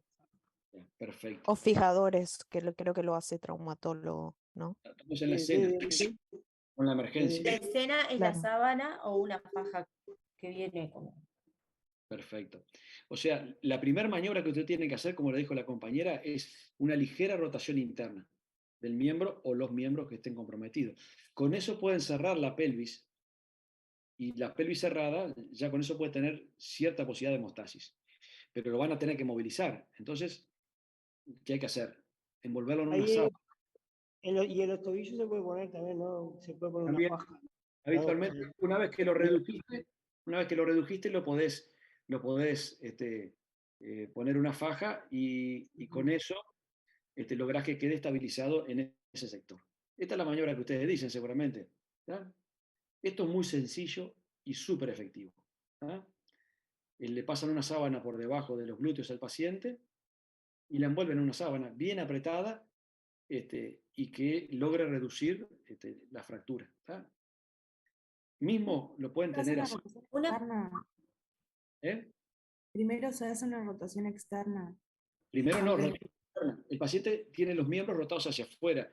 Por la gravedad, la rotación siempre tiende a ser externa, ¿sabes? En este tipo de traumatismo. Entonces vos tenés que reducirlo y no sobre reducir, eso hay que tenerlo en cuenta. No hay que hacer una reducción excesiva, porque en un foco de fractura puede que no se encaje un trazo con el otro y se sobrepase y quede sobre reducido, y esa sobrereducción puede ser más lesiva que benéfica. ¿Tá? Entonces lo envuelven al paciente con una sábana que se fija con un par de pinzas, acá tiene una pinza, acá tiene otra, y eso habitualmente logra estabilizar la pelvis para el traslado y para el primer momento en la sala de emergencias. Porque alguien por ahí dijo llamar al traumatólogo, sí, es necesario, y fijarlo también, sí, pero eso no se puede hacer en la etapa prehospitalaria, y al ingreso del paciente, habitualmente uno va tomando otro tipo de medidas, y no logra hacer eso, porque la fijación con fijadores externos que hace el traumatólogo se tiene que hacer en la sala de operaciones, con el anestesista. ¿Tá? Este es el método más sencillo, más barato y muy eficaz de fijación pelviana. Primero rotación interna, como dijo el compañero, tratar de anclar una pierna con otra, con alguna banda, y la fijación con una sábana. Este es un cinturón que algunas ambulancias lo tienen, que es mucho más práctico que una sábana, pero que logra también el mismo efecto, ¿tá? Simplemente es un cinturón acorde para esto, ¿tá? Y esto otro es una cosa que la escuela del hospital de clínica, nosotros no está de acuerdo con esto, pero la TLS lo plantea como una opción, que es esto que se utiliza en situaciones de catástrofe, guerra, cosas, que es el pantalón anti-shock, que es una cosa que puede servir para fijar la fractura, pero bueno, ya digo, la escuela nuestra no lo recomienda al pantalón anti-shock, y de hecho, creo que ninguna ambulancia, creo que había una sola que tenía un solo pantalón anti-shock, que es una cosa que ustedes no van a tener, que nosotros no tenemos a disposición nuestra, y que lo que tiene, si quieren les explico lo que es, lo que tiene son varios compartimientos, ¿tá? Que se van inflando, ¿tá? Y lo que van haciendo es, por eso se dice pantalón anti-shock, porque va sacando volemia desde zonas que no la necesita el paciente, que son los miembros, tratar de llevarlo hacia la circulación a los órganos nobles. ¿Tá? Pero ya digo, es una cosa muy traída de los pelos y que puede servir para fijar la pelvis. ¿Tá? Por ahora, por las dudas, ustedes ni hablen, sepan que está esto, que la TLS por ahí lo sugiere, pero bueno, que ya digo, yo lo hablé con el profesor Machado, que es el jefe de emergencias del hospital de clínicas, y no está muy de acuerdo con esto, o sea que no, en principio no lo comparten. ¿Tá? Y bueno, en definitiva, este paciente terminó con una tomografía. ¿Tá? Les muestro la tomografía.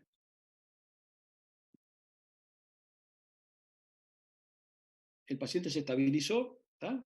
Recuperó una buena presión, se mantuvo igual con cierta taquicardia, obviamente, taquicardia multifactorial, ¿no? Dolor,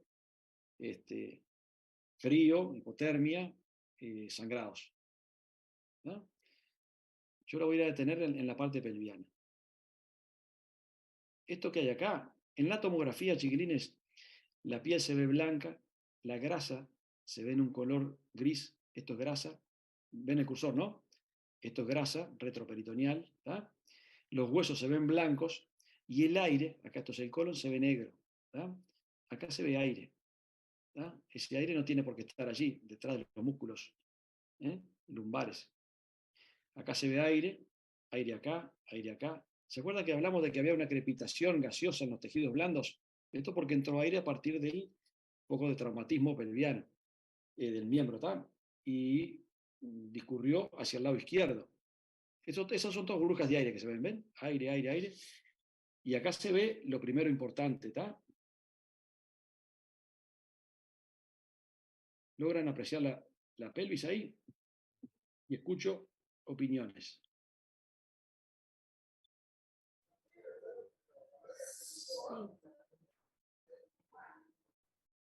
Tiene una fractura de marco posterior. Ahí tiene una clara lesión, ¿no? Del sector posterior, ¿no? El ilíaco está separado, o sea, tiene una apertura de la sacroilíaca. ¿Tá? Y es una apertura franca, amplia. ¿Tá? Esto seguramente es una luxación, pero puede tener también un foco fracturario. ¿Tá? Y es muy evidente y muy clara, ¿no? ¿La ven, no?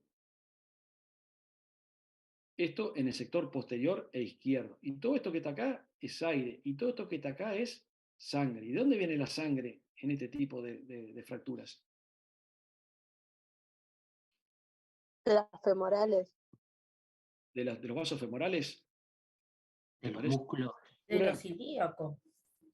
Pero el La hueso ruptura de los ligamentos y de los... ¿Perdón qué? De los plexos pelvianos. Claro, básicamente es eso, ¿saben? El área presacra está rodeado de una red venosa, sobre todo, de plexos que son riquísimos. Y estos son fuentes de sangrado a veces masivos. ¿Tá?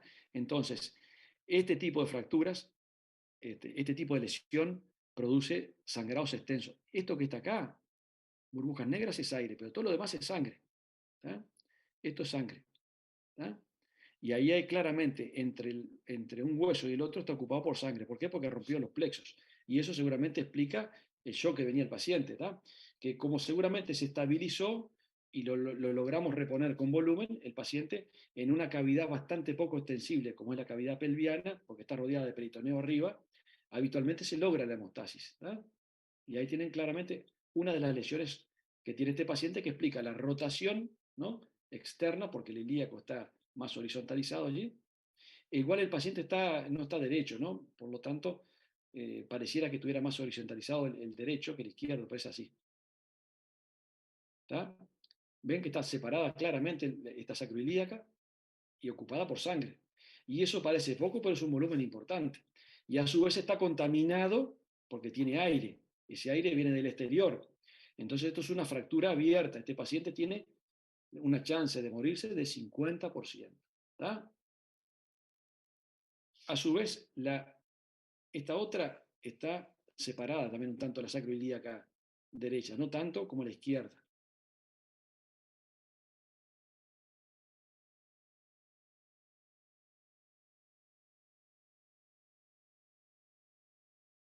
Acá también tiene, hilando fino el ojo, hay una fractura también acá en el cotilo, pero capaz que no es tan evidente, ¿tá?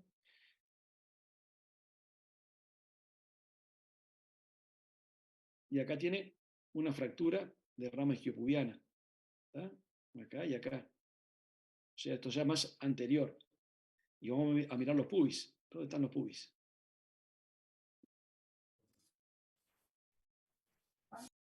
Uno acá, otro acá. ¿Tá? Eso habla de la disyunción pubiana. ¿Y qué esa es se la ve? vejiga la que está en el medio? Esta es la vejiga que se metió entre medio. Ah, Y acá el recto. ¿Tá? Y todo rodeado de gas. ¿Tá? Estos son todas burbujas de gas. Gas y sangre. Es el mejor medio para una contaminación. Gas con tierra, con pasto, sangre. O sea, eso explica que estos pacientes se pueden morir. ¿Tá? Y acá ven, en la parte izquierda, donde está el resto de la lesión, que también hay gas en pila. Todo lo negro eso es gas. ¿Tá? Está todo el periné lleno de gas. ¿Tá? Esta es una fractura grave de pelvis abierta. ¿Tá? Con un compromiso del marco posterior y anterior y con una disyunción pubiana extensa. ¿Tá? En el que la vejiga quedó sana, por suerte. ¿Tá? ¿Ven? La tomografía nos da todos los datos que necesitamos. ¿Tá? ¿Quieren verla de vuelta o ya está? Seguimos. Estos son la sustracción ósea. Es más o menos lo mismo, la estamos viendo desde atrás. No agrega mucho esto, ¿está? Este es el diagnóstico que hizo el tomografista. Fractura transversa del cotilo. ¿Se acuerdan que vi que le mostramos ahí la cavidad cotiloidea con un tracito de fractura? El marco obturador roto, disyunción pubiana y luxofractura sacroilíaca izquierda. Traumatismo grave de pelvis. ¿Tá? ¿Qué hacemos con este paciente? ¿Le fijamos la pelvis? ¿No le fijamos la pelvis? ¿Llegó al sanatorio? ¿Llegó al hospital? ¿Hay que operarlo o no hay que operarlo? Decimos a su vez que no le mostré que en la tomografía abdominal no hay daño visceral. ¿Qué es lo que hay que hacer con este paciente? Hay que operarlo. ¿De qué? De la parte de los huesos, hay que fijarlos. Perfecto. ¿Eso sería la emergencia ahora? Es necesario. ¿Y es necesario por qué?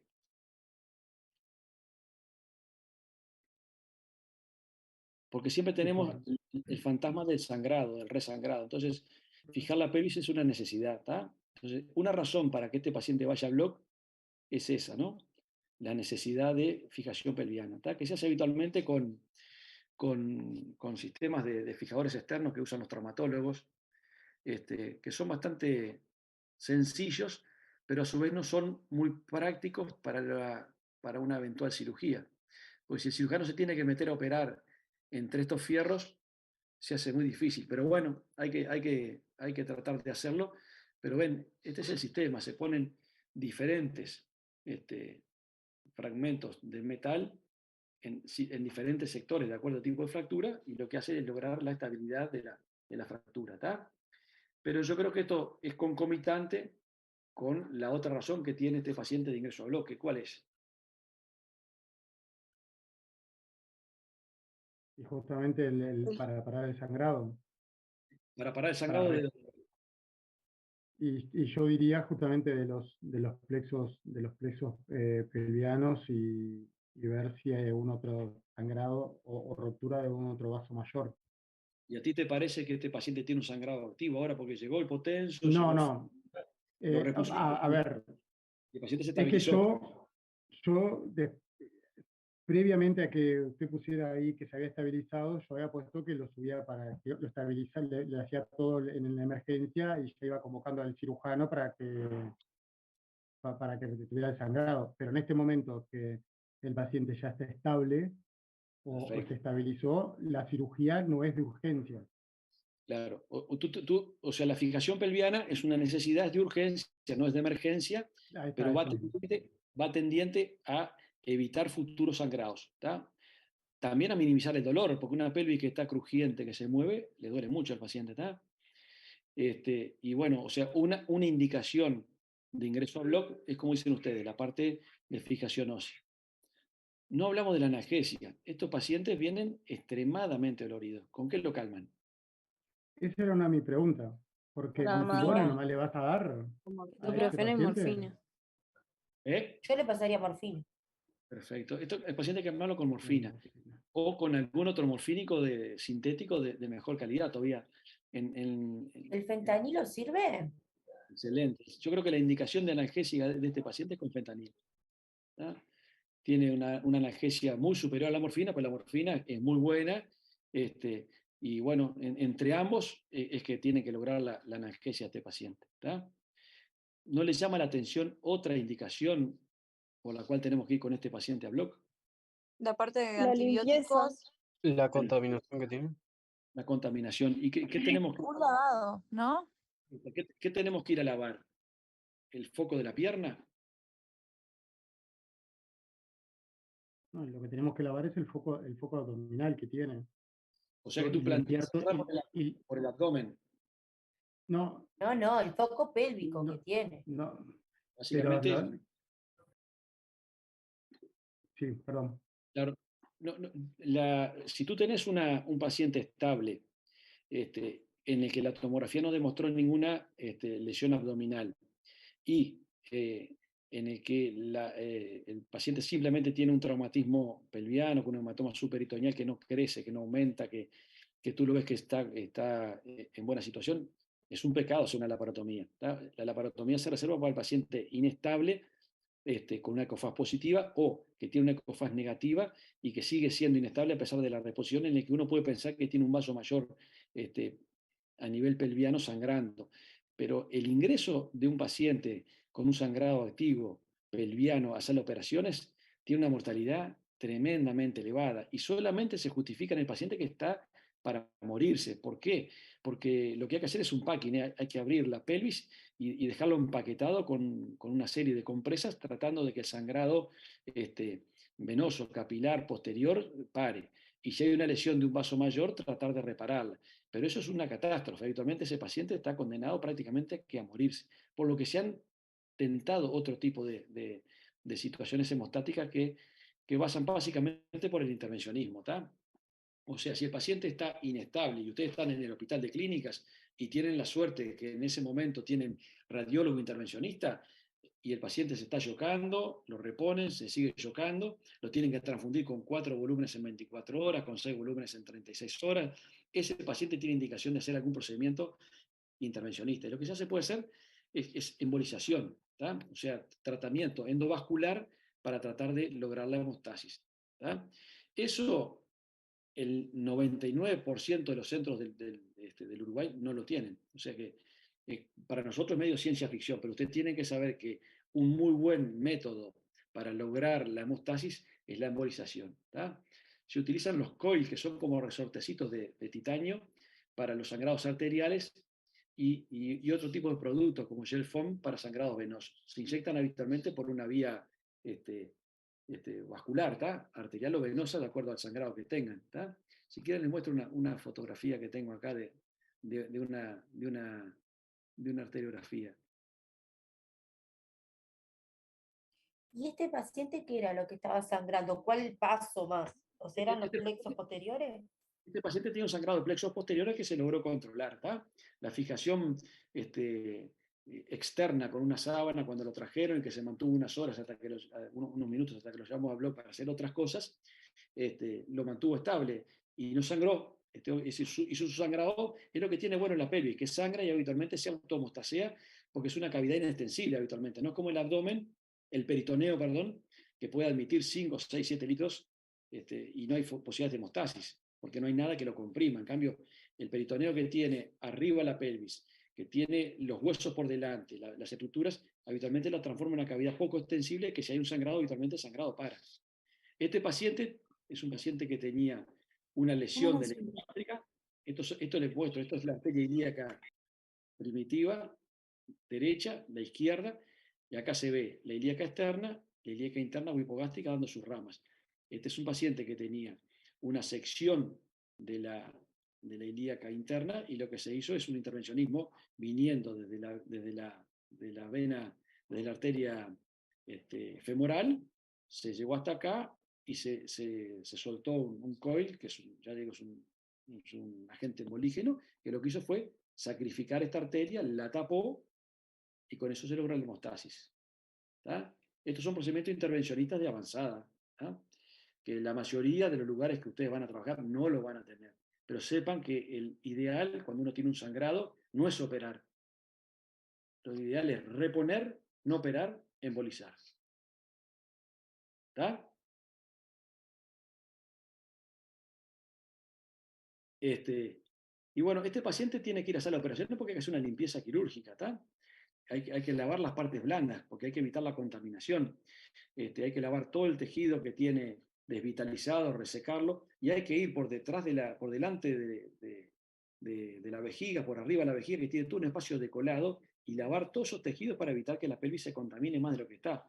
Y eso hay que hacerlo en forma reiterada, porque un foco de atracción extenso, con contacto con tierra, con pasto, con microbios, es una infección segura. O sea, este paciente tiene un score de morbilidad, de mortalidad altísimo. Este paciente tiene muchísima chance de morirse en los días siguientes al ingreso, si es que no tiene un sangrado. ¿Tá? Entonces, ¿cómo serían los tiempos? Primero estabilizamos la cadera, ¿y cuándo sería la limpieza? ¿Al mismo tiempo se hace la limpieza? No entendí eso. En este paciente lo mejor es estabilizar la cadera, que lo haga el traumatólogo, que no deje la pelvis lo más libre posible y limpiar todo lo que haya que limpiar. ¿Tá? Una buena secuencia. ¿Tá? Siempre lo más importante, como las partes blandas no están sangrando, esperamos, y obviamente al ingreso se estabilizó, se fijó la pelvis, se limpió. Este paciente tuvo que concurrir innumerable cantidad de veces a sala de operaciones para lograr la esterilización del foco. ¿Tá? La fijación externa logró reducir la fractura, pero quedó con cierta apertura la disyunción pubiana. Entonces después hubo que abordarlo con cirugía. Los traumatólogos tuvieron que hacer procedimientos de osteosíntesis, que fue fijar la fractura posterior y tratar de unir los dos pubis con un mecanismo con una plaqueta que se pone con tornillos ahí, uniendo los dos pubis. Y obviamente, al abordar la vejiga, al abordar esa zona, se lesionó la vejiga, ¿tá? Que es una cosa muy probable, ¿no? Ustedes vieron la vejiga metida entre los dos pubis, era imposible que cuando se fuera a hacer ese procedimiento que se hace más en diferido, la osteosíntesis, la vejiga estuviera adherida a la fractura. Entonces, ahí se produjo una lesión vesical, ¿tá? Y bueno, este paciente, en definitiva, con su contaminación, que fue grave, estuvo unos 30 días en CTI, y tuvo una rara complicación que es la contaminación del vaso por vía hematógena, hizo varios accesos esplénicos, los accesos esplénicos terminaron en una esplenectomía, y una esplenectomía que fue sumamente difícil. No fue por rotura de vaso la esplenectomía, sino que fue porque el vaso no logró reaccionar al tratamiento antibiótico inicial, y ya terminó el vaso afuera, ¿tá? Una consulta, y Y- si no se logra frenar el sangrado y no, dijimos que no se podían ir a bloque con el sangrado activo. No, mira, se debería no ir, ¿tá? Mira, tú tenés paciente en un lugar ideal, ¿tá? En clínica, si tenés el imagenólogo intervencionista de guardia. Llega este paciente o otro paciente con una fractura pelviana. Lo reponés. El paciente no se estabiliza. Le haces una ecofás. El paciente no tiene líquido intraperitoneal. Descartás lesiones en otros lugares. No tiene una rotura aorta, no tiene un montón de cosas más. Entonces, te quedas solamente con lo pelviano. El paciente sigue inestable. Entonces, en un centro que tiene todo para tratar de solucionar el sangrado, lo ideal es el intervencionismo, ¿tá? Entonces, va a sala de radiología vascular y se hace una arteriografía, si es un Pero sangrado. no dijiste que no se hace acá en Uruguay eso. No, eso ya hay centros que lo tienen, la mayoría no lo tienen, ¿tá? Ese es, en teoría, lo que hay que hacer, ¿tá? Si tú estás, yo que sé, en la médica uruguaya, en lugares que tienen tecnología de avanzada, con angiógrafos, esto vos lo podés lograr, ¿tá? Sea por vía arterial o por vía venosa. La embolización es el mecanismo de hemostasis del primer mundo, ¿tá? Ahora, vámonos yo que sé, al hospital del interior, o a cualquiera de los hospitales de Montevideo. Este paciente llega y llega chocado y no lo podés reponer y sigue chocado, y ahí tenés que hacer una cirugía de altísima mortalidad, que es la laparotomía y el mechado pelviano, y no te queda otra, ¿tá? Porque el paciente si no se muere de sangrado, ¿tá? Si lográs comprobar que tiene una lesión de un vaso grande, yo que sé, una hipogástrica, se puede ligar.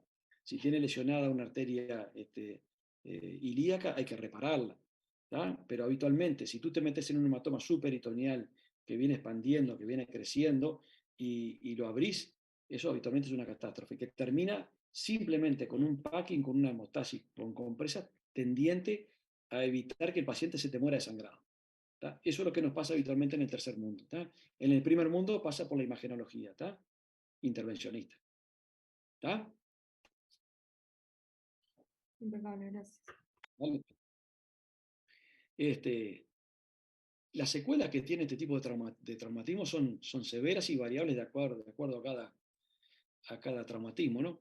Este muchacho que se salvó, cayó en el porcentaje de pacientes que se salva, quedó con una asimetría tremenda de ambos miembros inferiores, ¿tá? Con la pierna izquierda rotada hacia afuera. Eso, por más que se estabilizó la pelvis, no logró alinearse, ¿tá? Y esos son básicamente las dificultades que tienen los miembros inferiores de estos pacientes, ¿tá?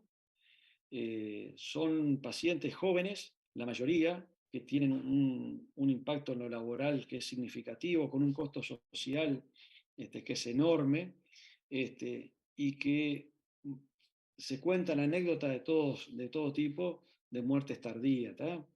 Acá yo le pongo una pregunta, que es una aseveración, si el tromboembolismo es significativo en este tipo de pacientes. ¿Y ustedes qué opinan? Y sí. Sí, Yo sí, es creo un que sí. resultado, va a ¿Cuáles son las trabajar. razones para tener tromboembolismo en un paciente con un traumatismo pelviano? La inmovilización. El tiempo que Ese va es a estar en reposo. Perdón, claro, el reposo y la inmovilización, ¿tá? Cualquier paciente que está en reposo inmovilizado tiene chance de trombosis venosa profunda, con el riesgo obviamente de embolia. Pero tengan en cuenta que todo lo que ustedes logran hemostasear con la compresión, con la estabilización pelviana, forma coágulos sobre venas que están abiertas. Entonces, no son infrecuentes, y ahora por suerte hay medicación muy buena para evitar la embolia, pero era clásica la historia del paciente que estaba con una fractura pelviana y se moría el día que se paraba, ¿verdad? ¿Por qué? Porque comprimía la pelvis y hacía una embolia masiva y se moría. El tromboembolismo es muy grave en estos pacientes. Entonces, la pregunta que yo les hago, llega el paciente a la emergencia, ¿lo anticoagulan? Está sangrando. No. ¿Sí? Recién cuando está estable. Y No se es muy estabilizó. agudo, ¿no? Llegó el tipo y se estabilizó en 12 horas, lo tenés estable. ¿Lo anticoagulás? ¿Sí o no? Sigue habiendo riesgo de sangrado. Lo que mata en las primeras horas, en los primeros días, es el sangrado. Si bien puede haber posibilidades de embolia. Entonces, es muy difícil lograr el equilibrio entre hemostasis y sangrado. Por lo cual, hay que anticoagular a estos pacientes. Nunca, ni el primero ni el segundo día. ¿Tá? O sea, va a ser motivo de debate entre el cirujano y el intensivista, que el intensivista va a estar preocupado por la tromboembolia y lo va a querer anticoagular. Nosotros los cirujanos no vamos a querer que lo anticoagule porque nos preocupa mucho más el sangrado. Entonces es difícil ponerse de acuerdo. Hay poca cosa escrita al respecto, pero parece la lógica que al segundo o tercer día, en un paciente que está estable, que no ha tenido sangrados, habría que empezar a hacer tromboprofilaxis. La chance de sangrados está. ¿tá? Pero una razón fundamental de morbilidad y mortalidad es el tromboembolismo. Ténganlo presente siempre porque el paciente fracturado pelviano se puede morir cuando le levantan con un tromboembolismo. Alguien por ahí dijo, cuando estábamos hablando del shock y de las posibilidades de infección y de la sepsis, esto es un clásico de la mortalidad en los traumatizados graves. Estos son horas, estos son semanas. La mortalidad mayor en el traumatizado ocurre en la primera hora, en los primeros minutos del traumatismo. Después hay una especie de ascenso, que después desciende en las primeras horas, es decir, si logramos tener 3, 4, 5, 10 horas de estabilizado al paciente, va a bajar la mortalidad. Y la causa de mortalidad tardía básicamente son las secuelas y las infecciones. Y acá también podemos poner la tromboembolia. Esta es una curva típica de distribución de la muerte en los traumatizados graves, que se aplica perfectamente al traumatizado pelviano. Preguntas. Antibióticos, ¿están indicados? Sí. Yo le hubiera dado antibióticos, antes del procedimiento quirúrgico. Perfecto. Al ingreso mismo, ¿no? Una cobertura amplia, un antibiótico básicamente de amplio espectro.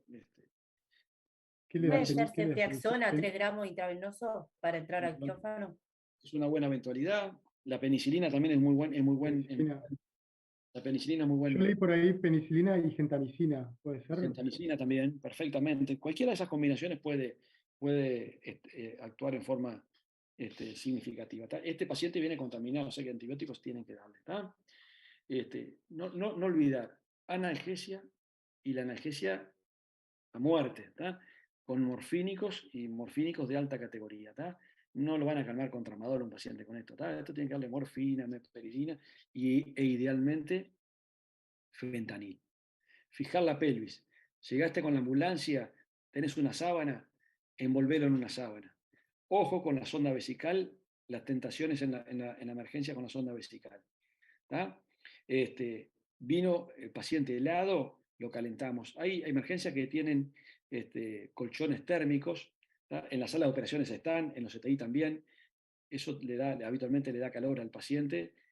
Siempre está vinculada la hipotermia con la acidosis y la plaquetopenia. Entonces tenemos que tratar de lograr la hemostasia en estos pacientes y esas son cosas que uno tiene que tener incorporadas. Dudas, chiquilines, deben tener un montón.